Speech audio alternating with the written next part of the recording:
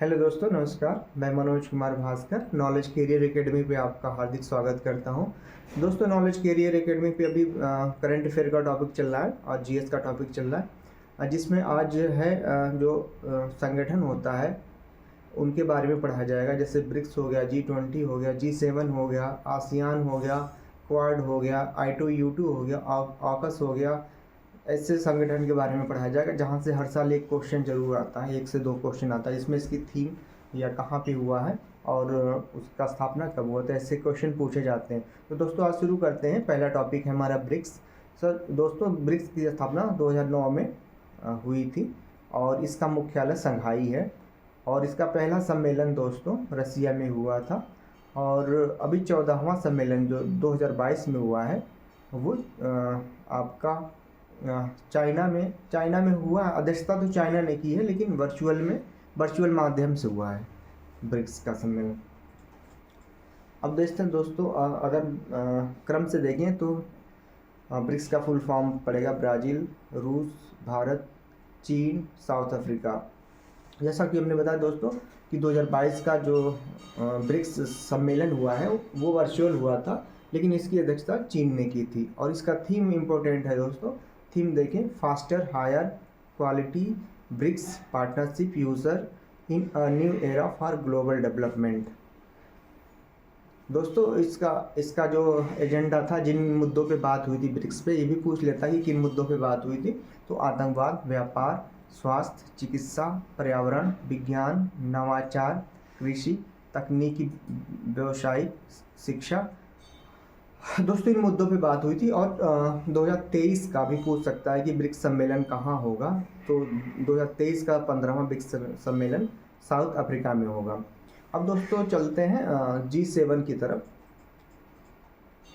दोस्तों, G7 जिसकी स्थापना, ये 7 देशों का एक सम्मेलन है, जिसमें सबसे अमीर देशों का सम्मेलन इसे कहा जा सकता है। इसकी स्थापना 1975 में हुई थी। तब यहाँ इसमें 6 देश थे और 1976 में कनाडा के जुड़ने के बाद में स्थापना इनकी 1975 में हुई थी और इसमें 6 देश थे, लेकिन कनाडा के जुड़ने के बाद 1976 में ये G7 हो गया था। इसके बाद 1997 में रसिया जुड़ने के बाद ये G8 हो गया। लेकिन मार्च 2014 में रसिया ने यूक्रेन के क्रीमिया पे आक्रमण किया, जिससे नाराज होकर G7 के और भी जो सदस्य थे 7 देशों ने इसको बाहर कर दिया अनिश्चित काल के लिए। तो अब फिर से ये G7 हो गया है। तो दोस्तों, सदस्य के बारे में देख लें। America, Britain, France, Germany, Italy, Japan, Canada, रूस तो अब बाहर है। जब G8 था तब रूस था, अब नहीं है। मुख्यालय की बात करते हैं दोस्तों। मुख्यालय कोई नहीं है इसमें, क्योंकि G7 और G20 दोनों के मुख्यालय निश्चित नहीं है, इनके कोई मुख्यालय नहीं है। दोस्तों, अब देखते हैं कि 48वां G7 कहाँ पे हुआ था। दोस्तों, 48वां G7 हुआ था स्लांस एल्माओ, जो जर्मनी में स्थित है। 27 से 28 जून 2022 में हुआ था। तो ये पूछ सकता है कि 48वां G7 कहाँ हुआ था। तो ये सलांस अल्माओ जर्मनी में हुआ था। अब इसकी थीम देखते हैं दोस्तों। इसकी थीम है together progress toward an equitable world. ये इसकी थीम थी, थीम भी याद रखेंगे दोस्तों। इसमें जैसे 2021 में ये पूछा था कि ब्रिक्स के जो पार्टनर देश थे कौन थे। तो इसमें ये भी ध्यान रखना पड़ेगा इसके पार्टनर देश कौन से थे। जैसे भारत, अर्जेंटीना, इंडोनेशिया, सेनेगल, दक्षिण अफ्रीका। चूँकि ये G7 के सदस्य नहीं हैं, लेकिन फिर भी इनको इनवाइट किया गया था पार्टनर देश के रूप में। तो ये 1 2 3 4 5 देश थे इसके पार्टनर। याद रखेंगे, भारत, अर्जेंटीना, इंडोनेशिया, सेनेगल, दक्षिण अफ्रीका। अब इसके पार्टनर संस्था कौन सी थी? संस्था कौन सी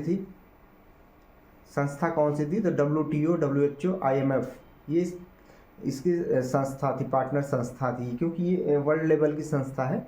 तो ये संस्था थी। अब देखना है दोस्तों कि G7 का 2023 का 49वां शिखर सम्मेलन कहाँ होगा। दोस्तों, G7 का 49वां शिखर सम्मेलन जापान में होगा। तो दोस्तों, ऐसे ही G7 हो गया, ब्रिक्स हो गया, अब G20 और आपका